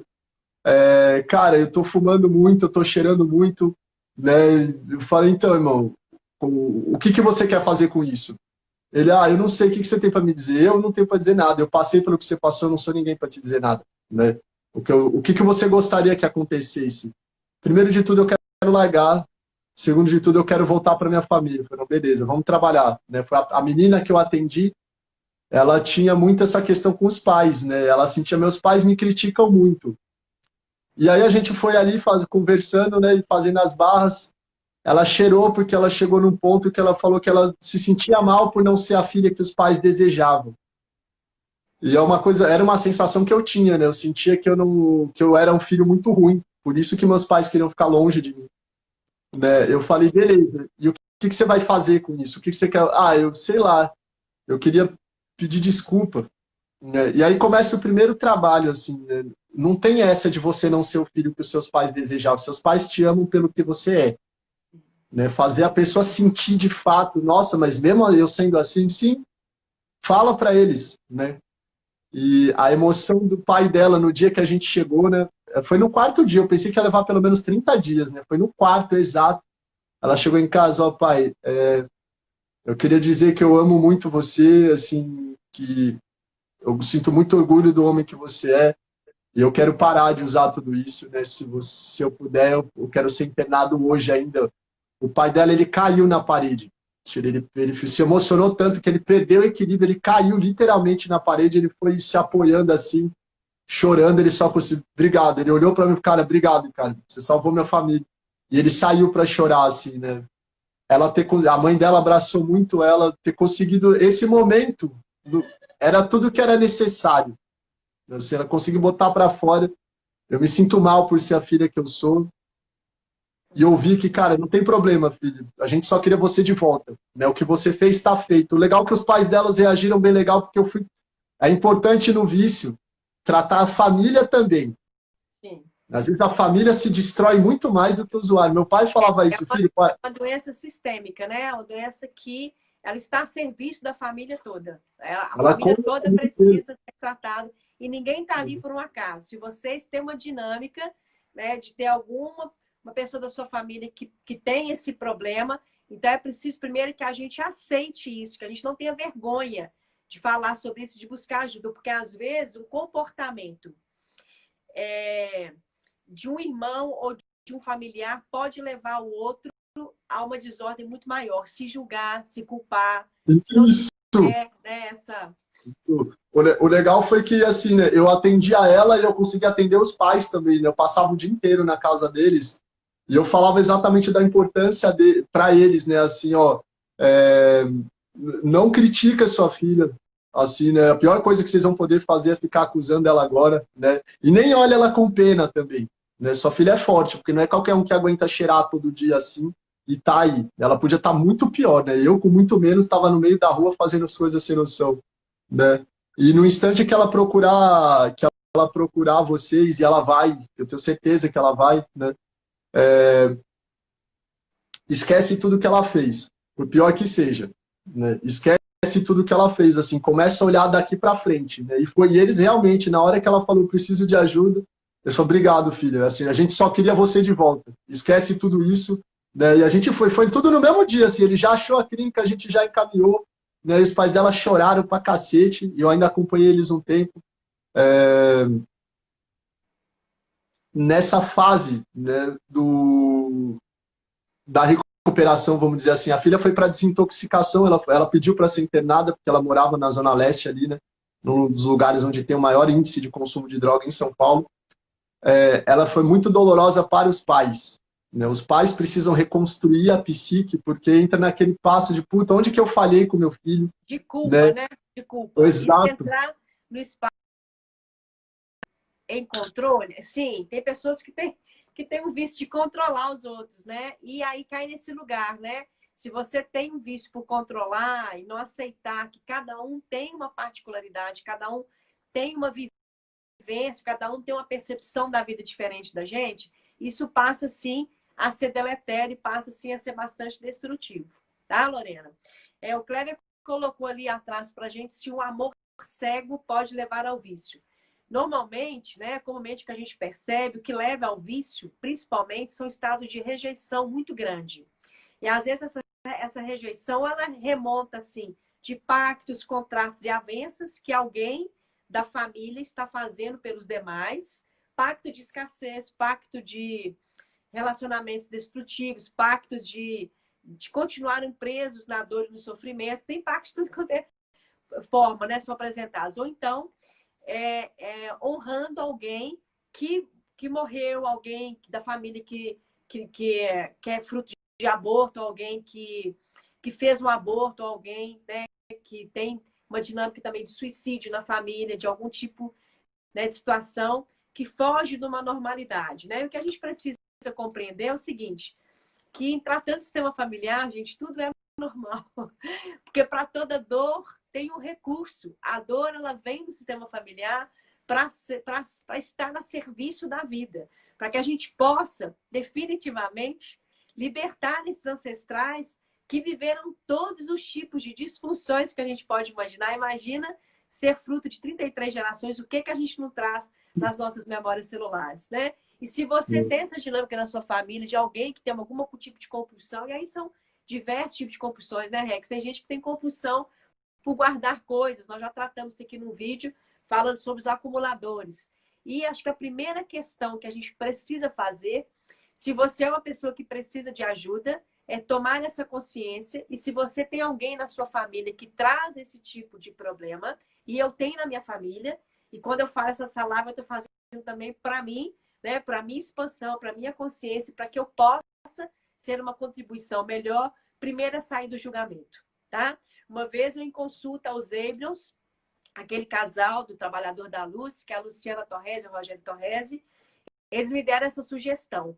Quanto mais a gente rejeita uma pessoa que tem problema de vício, mais problema ela vai apresentar e mais ela vai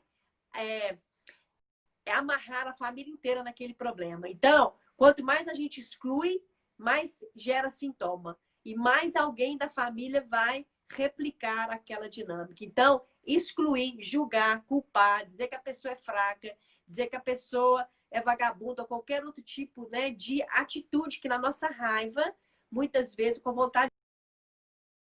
O que funciona é acolher, aceitar a vulnerabilidade de termos, sim, que ter essa vivência para unir a família, para libertar a família, né? Por que não assumir isso com essa naturalidade, para que todos juntos possam, então, trazer essa libertação desse emaranhado familiar. Então, para quem tem, né? Se você não é a pessoa que apresenta o vício, mas tem um irmão que tem esse problema, um tio, um pai, né? A primeira coisa é aceitar, né? Sem culpa, simplesmente aceitar. E perguntar que contribuição que eu posso ter para essa pessoa. Perguntar para essa pessoa que tipo de ajuda que ela quer ter, se ela quer se internar, ou se ela quer buscar algum tipo de outro recurso, né? A gente tem dinâmicas muito efetivas que a gente faz, tipo, fazer uma regressão até a sua criança, sua tenridade, onde foi o primeiro acontecimento de uma rejeição, e acolher esse momento, ressignificar esse momento, ou através de uma constelação, ou através de um processo de barras, uma facilitação que o Rex faz com toda a maestria. Então, é estar disponível para acolher essa pessoa sem nenhum tipo de julgamento. Porque se julgar, a pessoa vai se sentir mais rejeitada e ela vai fazer mais sintoma. E se hoje ela era viciada, amanhã isso pode vir tomar uma proporção maior, entende? Então, o caminho não é julgar, o caminho é acolher, né? E o caminho é pacificar o coração e aceitar, sem vergonha, né? Sem nenhum tipo de julgamento, vou estar sendo julgado pela sociedade. Quem não tem um problema familiar para ser solucionado. Se essa pessoa não quiser admitir, estiver escondendo, ele vai fazer um sintoma. Ou através de um câncer, ou através de uma escassez, através de uma falência. Tá? Então, essas questões emaranhadas, eles precisam vir à tona para ser acolhidos. Aqui, pegando o gancho da nossa colega que falou, né, existe vício em controle, já que você colocou, né, o controle é potencialmente um dos maiores vícios que o ser humano tem, minha querida. Né? Você vê ele muito na política. Né? Pessoas que o vício é tão grande que ela precisa controlar um país inteiro. Né? E ela começa ali a desenvolver a patologia dela, né? E enterra muita coisa, muita gente junto com ela. Mas esse controle está a serviço, né? Uma coisa que a gente pergunta no atendimento de Axis, se você está vendo aquela situação, você pode se perguntar, né? Verdade, eu estou criando isso também, né? Se você é a própria pessoa controladora, às vezes você pode estar a serviço dos controlados. Eles podem estar convidando, né? Isso que está acontecendo, a nossa atual presidência, a atual liderança do Brasil, quem colocou ela lá em cima foi a gente, né? Aquilo ali é o reflexo do que o brasileiro tem dentro dele, né? Essa pessoa comandando, e não é só ela, um presidente não faz um país, né? Tanto é que ele teve uns milhões de votos. Eu não tenho nada contra ele, nem tenho a favor, antes que alguém ache que eu estou colocando algum posicionamento político, né? Mas aquilo ali está a serviço do sistema. Primeiro, tem alguma coisa dentro de mim criando isso também, né? Quem tem um irmão viciado, por exemplo, às vezes o seu irmão não quer pedir ajuda, né? Mas você pode buscar ajuda para si mesmo, porque o negócio, como a Flávia coloca, é sistêmico, é nosso. Meu irmão, meu marido, meu filho, eu posso buscar uma ajuda, eu posso fazer uma constelação. Eu tenho um parente, eu tenho, sei lá, alguém ligado a mim que tem um vício, né? E eu não estou sabendo direito lidar com isso. Então, vamos ver seu campo energético, o que parte de você está participando daquilo, né? E como é tudo ligado, se você entra em ordem, se você se bota em ordem energética, a ordem se estabelece à sua volta. Quando você sai do seu... quando você sai, não, né? Quando você entra dentro da sua própria ordem, ela começa holograficamente a se manifestar à sua volta, né? Tanto é que uma coisa que eu achava notável, que meus amigos viciados, os que eu ainda vejo por aí, quando eles falam comigo, eles falam, cara, quando eu tô perto de você, eu não sinto vontade de fumar. Eles sempre pedem para eu ficar mais tempo. Só que eu tenho minha vida, né? Não dá para mim ficar, não é uma assistência que dá para me prestar. Porque dentro de mim aquilo ali está em ordem, né? O impulso, de alguma forma, por instantes, se manifesta, né? Se você que tem uma questão com controle, né? De repente você está a serviço da sua família. Às vezes você não é uma viciada em controle. Ou então tem uma desordem, né, do sistema familiar, a pessoa está se sentindo maior do que o pai e a mãe, está querendo ocupar o lugar do pai e da mãe.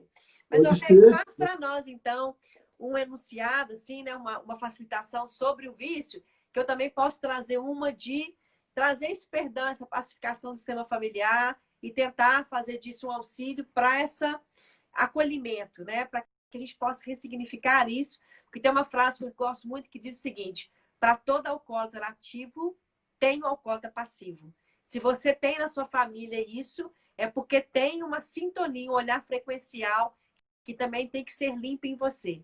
Né? Eu compartilho com você as memórias que eu tenho, limpo em mim, né, as memórias que eu compartilho com você. Né? Então, é algo que ela está sendo compartilhada. Não tem nada por um acaso aqui. É sempre, sempre a serviço da vida e a serviço da ordem familiar. Então, você pode fazer para a gente, né, uma contribuição de uma facilitação, que eu possa fazer esse enunciado de perdão, né, de pacificação. Dá para fazer vários, assim, né? Primeiro sobre o julgamento, né? Todos os julgamentos que nós estamos usando para criar os vícios que nós estamos recebendo, nós vamos destruir e descriar, por favor? Sim. Em todos os lugares em que nós estamos a serviço de alguma outra coisa, criando esse vício que nós estamos vivendo e não estamos percebendo, tudo isso nós vamos destruir e descriar, por favor? Sim. Toda projeção, expectativa, julgamento que eu fiz dos meus pais, considerando que eles não eram bons o suficientes para mim, né? Você está disposto agora a cancelar e acolher esses pais, né? Como uma forma de pacificar o seu sistema familiar, né? Sim. Sobre pais, né? Todos os julgamentos que eu tenho dos meus pais como insuficientes, como incompetentes, como incapazes, como distantes, como ausentes, criando esse vício, essa compulsão recorrente que eu estou escolhendo, tudo isso nós podemos destruir e descriar. Porque toda expectativa, toda projeção, toda definição, toda conclusão que eu tenho de como meus pais deveriam ter sido, do que eles não foram, me prendendo, me tornando refém desse comportamento que eu estou escolhendo. Tudo isso nós vamos destruir e descriar, por favor? Sim. Todo ganho você tem força para modificar isso. Vamos agora destruir, descriar, criando muito mais possibilidades. Escolher algo que a gente ainda não escolheu e não manifestou. Sim. Tudo aquilo que eu amo, em ser a eterna vítima da vida, me impedindo de reconhecer o poder que eu tenho de escolher a vida que eu quero viver. Nós vamos destruir e descriar, por favor? Sim. E a gente podia ficar a noite inteira, né, Rex? Mas eu acho que nós já estamos com quase 1h30 de live, né? E uma contribuição que eu posso trazer da constelação familiar é o seguinte, né? Se realmente você está aí vivenciando algo na sua família, ou você mesmo, e algo que, né, que te traz um grande desconforto, é olhar para esse pai e para essa mãe, dizer: pai, mãe, eu aceito vocês como vocês são. Durante muito tempo da minha vida, eu considerei vocês os responsáveis por tudo que me aconteceu. Hoje, eu tenho condição de olhar para vocês e acolher em meu coração, perdoando, soltando, liberando, libertando todas as expectativas que eu tinha sobre isso e aceitando toda a contribuição que vocês são para mim e tomando a vida que vocês me deram para que a partir de agora eu possa ser o responsável por tudo que me acontece, recebendo a força de todos os meus ancestrais. Eu vejo vocês, perdoo, aceito, acolho, liberto todo o julgamento que eu fiz, todas as expectativas que eu tive até agora. Sinto muito por tudo que nos aconteceu e a partir de agora eu fico com o que é meu, vocês ficam com o que é seu e eu estou livre de ter que trazer qualquer tipo de orgulho para vocês. Vocês são os melhores pais que eu podia ter recebido. Sinto muito, me perdoe, te amo, sou grata.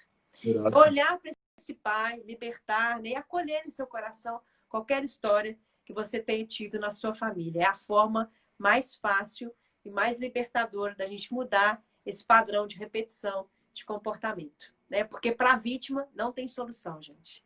É encarar como o Rex fez, olhar para isso, dizer: olha, sim, eu tive isso, é uma questão sistêmica, eu aceito isso para que eu possa ressignificá-la. Né? E o que eles fizeram que era o que eles sabiam fazer. Eles não sabiam fazer diferente. E uma última dica, né, para quem tem realmente um pai que tem um problema desvincular, né, dessa questão, talvez você manter um certo distanciamento, tá? Para que você também não entre em estado de adoecimento. Às vezes é um pai narcisista, às vezes realmente é um pai que ainda não despertou para essa consciência, ou não quer ajuda, né? A gente não tem como mudar o outro que tem que querer ser ajudado. A gente pode sim manter um distanciamento saudável, mas continuar aceitando esse pai como ele é.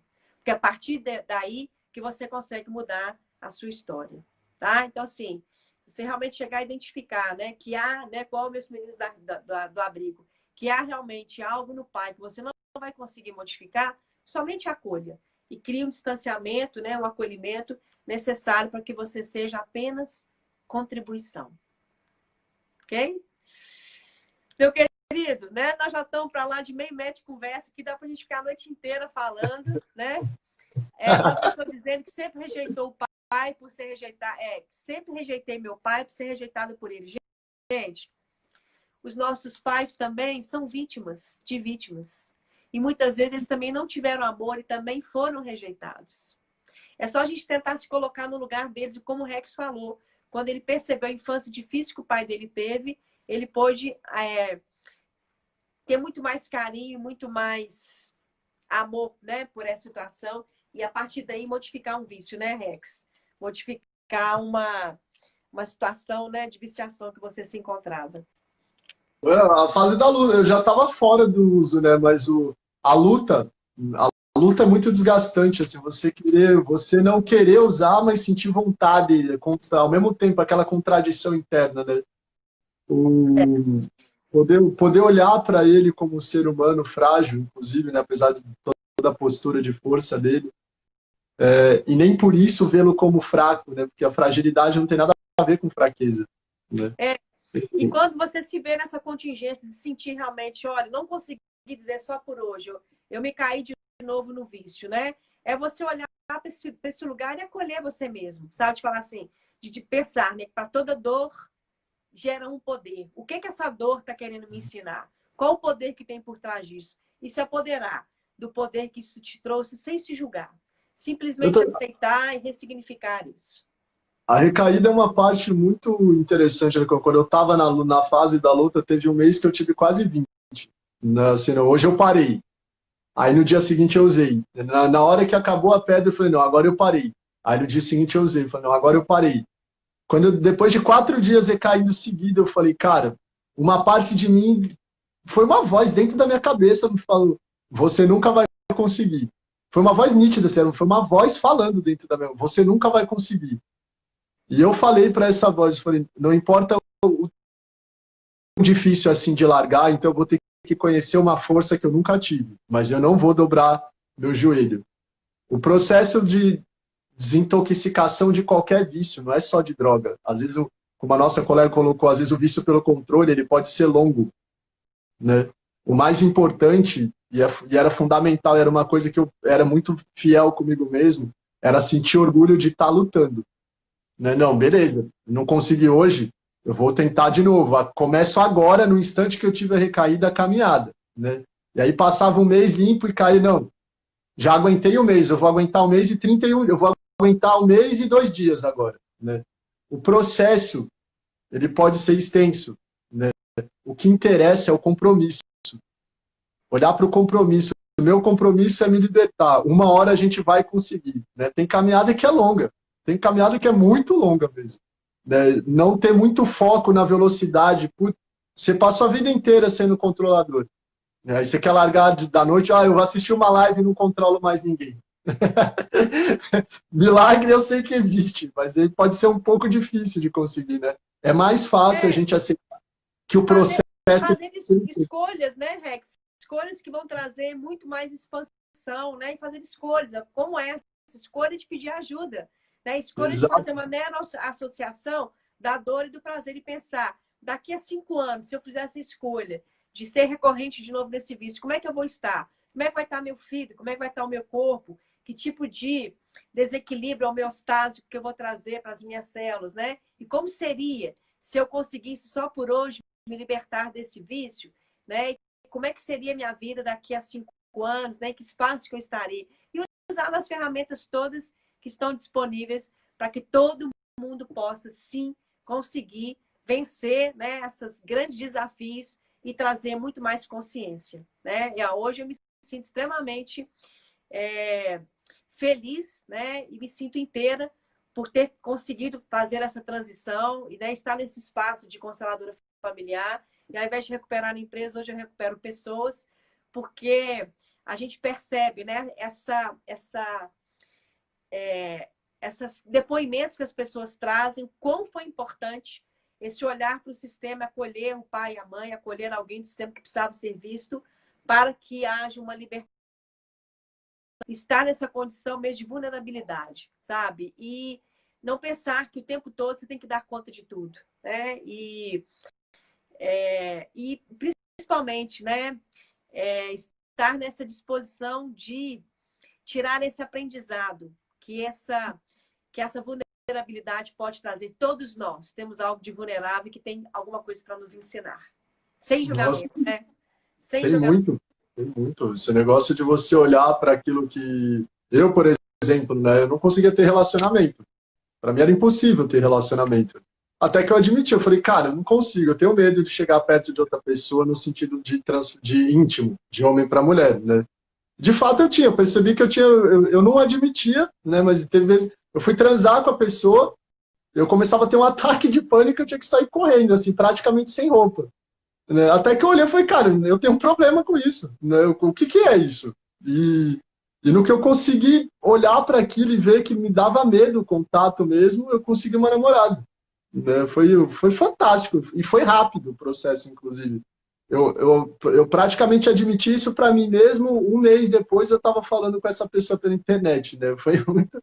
Eu acho a vulnerabilidade ela tem essa mágica de ela faz chegar muito mais rápido do que a gente deseja, né? Às vezes a gente acha que o caminho para o sucesso é a força, sendo que às vezes o atalho mais curto para o sucesso é a fraqueza. Se olhar e falar, velho, isso daqui eu morro de medo disso, eu não tenho força para conseguir isso. Aí o universo parece que ele te acolhe. Não, filho, agora que você falou que você precisa de mim, eu vou comparecer com você também. A vulnerabilidade ela é muito incrível.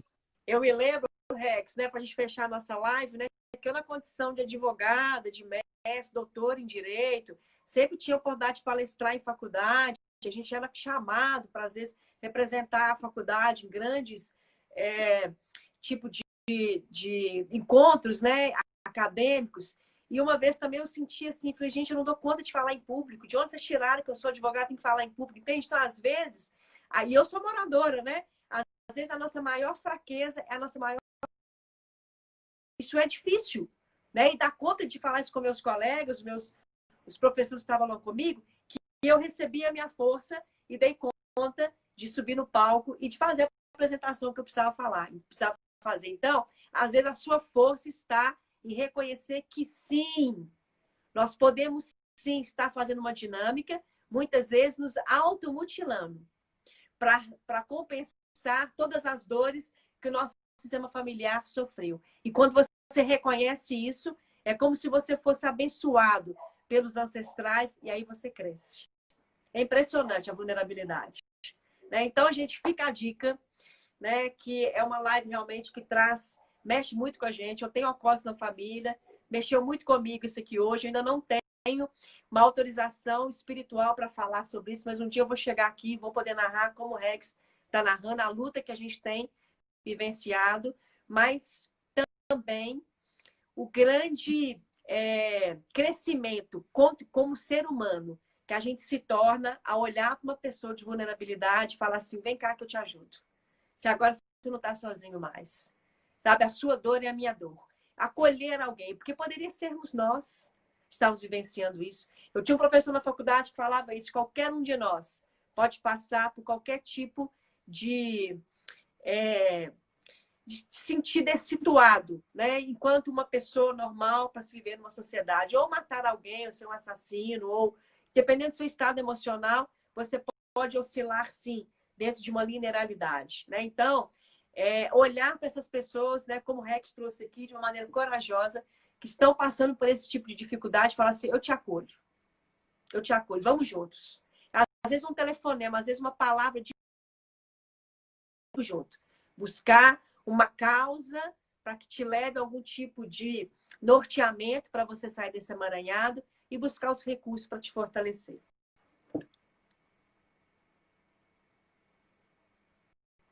Ok? Acabou? Bom, pode deixar a sua última palavra. Acho que nós temos que interromper. Já estamos com mais de 1h30 de live, né?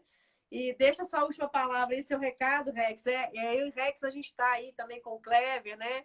E a Yasmin, a gente está fazendo aí uma parceria das técnicas que a gente utiliza, que tem auxiliado diversas pessoas a saírem desse tipo de situações de emaranhado e assumirem mesmo a soberania, a autonomia, a maestria que cada um de nós representa e que somos, enquanto seres infinitos, enquanto inteligência inata, enquanto mestres, né, de uma sabedoria milenar dos nossos ancestrais que reverberam nas nossas células.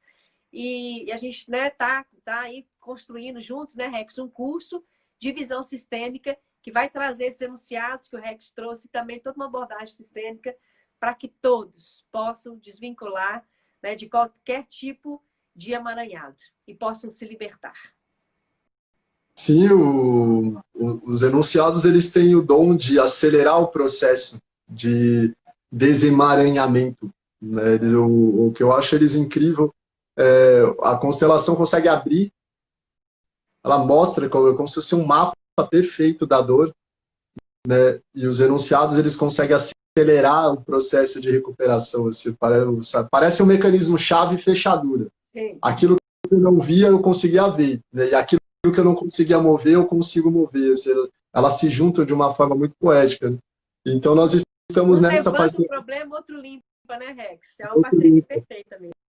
Perfeito. E nós estamos na construção, uma coisa nova, né? Nunca foi feita no mundo, é uma junção de vários saberes, da nossa experiência de vida enquanto seres humanos, da nossa experiência profissional também, né? Para quem quiser, quem tiver interesse em, primeiro de tudo, se autodesenvolver, né?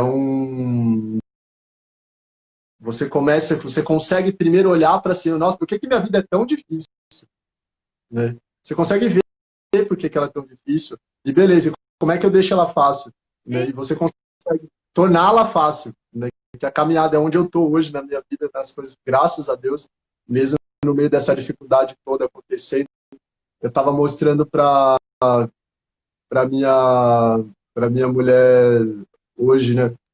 Tive que mandar um extrato lá para ver uma avaliação de crédito para comprar um apartamento. Aí eu falei, cara, só nesses últimos meses eu já fiz 72 mil e eu nem vi. É tanto no meio dessa dificuldade toda acontecendo. Eu fiz uma grana que eu falei, o meu pai, né? Hoje em dia meu pai tira 2 mil por mês. Eu lembro já falei isso na live com você, eu falei por conta do quanto tá ficando mais fácil, por conta desses movimentos todos. Eu tive o prazer de fazer uma constelação com você, né? E eu notei que depois daquele movimento que a gente fez, onde eu olhei o abuso, ficou muito mais fácil para mim, o lado profissional, assim, ficou incrível, Flávio. Eu vou te falar que tá fluindo de um jeito. Eu só me dei conta hoje que eu fui olhar no banco. Eu falei, caralho, mas tá entrando tanto dinheiro assim, eu não tô nem vendo. Né? Eu não tô dando nem conta. Vem um, atende, deposita. E a hora que eu fui ver, eu falei, cacete, não é que a vida ficou fácil mesmo, né? Esse negócio se encaixa. O negócio acontece. E parece uma mágica, né, Rex? Por quê? Porque você... E quando você buscou essa ajuda e seu sistema familiar te trouxe esse recurso, você se superou e veio, né, a chegar num lugar onde você pode ser você mesmo, quem você é. E por trás de todo alcoólatra, de todo viciado, de toda pessoa que apresenta algum tipo de compulsão, tem uma dinâmica de pedido de ajuda para que ele volte a ser quem ele é, quem ele nasceu para ser, entende? Então, muitas vezes a gente acolher uma pessoa assim é como recuperar uma empresa, é dar a ela um oxigênio para que ela volte para o trilho, né? E principalmente se a gente tiver esse autoconhecimento, tiver essa abordagem toda de uma consciência maior, nós vamos poder estar sendo uma contribuição muito melhor para nós mesmos e estar auxiliando, né? Então, fantástico isso, né? E a minha história foi bem assim também para a gente fechar, né? Durante muito tempo, eu neguei uma situação que tinha ocorrido na minha família, que era um suicídio do meu irmão, e eu achava aquilo impossível de acontecer numa família linda como é a minha família, e durante muito tempo eu neguei aquilo, e o meu salto quântico, ele passou, né? Ele existiu, e eu passei a ser uma pessoa muito melhor do que eu sou hoje, e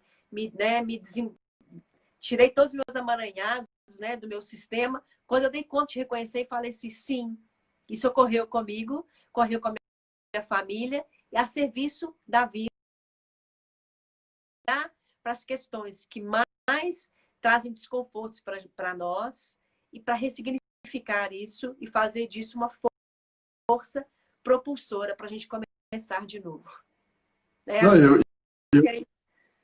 o que é mais bonito, né? Inclusive a minha professora de Axis, a Thaisa Campos, acabou de entrar. Não sei se ela vai estar aqui enquanto eu estou falando isso, mas eu acabei de vê-la aqui, né? E ela me ensinou uma das lições. Eu vou fazer fundamentos com ela esse final de semana, viu, Thaisa? Vamos estar juntos aí. Nossa, eu recomendo. Eu sempre cito ela, né? Quando na minha estrada, né? Foi que uma das lições que ela me ensinou, ela falou, Rex, quando você olha para você, quando você se cuida, você cuida do mundo inteiro, né? Cuida primeiro de você. Então, quando a gente olha, pô, a situação tá muito difícil aí lá fora, ou tá dentro da minha família tá muito difícil, né? Quando a gente se cuida, quando a gente se trabalha, quando a gente se constela, quando a gente se facilita, o mundo inteiro à nossa volta se restabelece. estabelece, né? Porque do nosso ponto de vista, o centro do universo é a gente mesmo. Se você tem isso é um princípio até do hinduísmo, né? Se você quer salvar o mundo, salva você mesmo. E isso é uma questão tão importante da facelift. A gente percebia, às vezes, pessoas que não se sentiam merecedoras de ter uma vida, realmente uma vida de libertação, uma vida de completude, porque a família apresentava alguma dinâmica de dor. E não é assim que funciona, gente.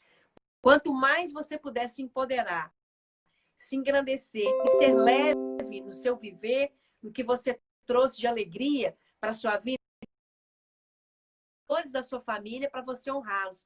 Você tem sim que libertar a si mesmo e viver a melhor vida que você puder escolher, que é a melhor forma que você vai ter para honrar a todos, inclusive os que tiveram dinâmicas de emaranhado, de suicídio, de vício, de falência ou de qualquer tipo de disfunção possível. Não precisamos carregar culpa do nosso sistema, precisamos identificar os emaranhados e libertar de todos eles.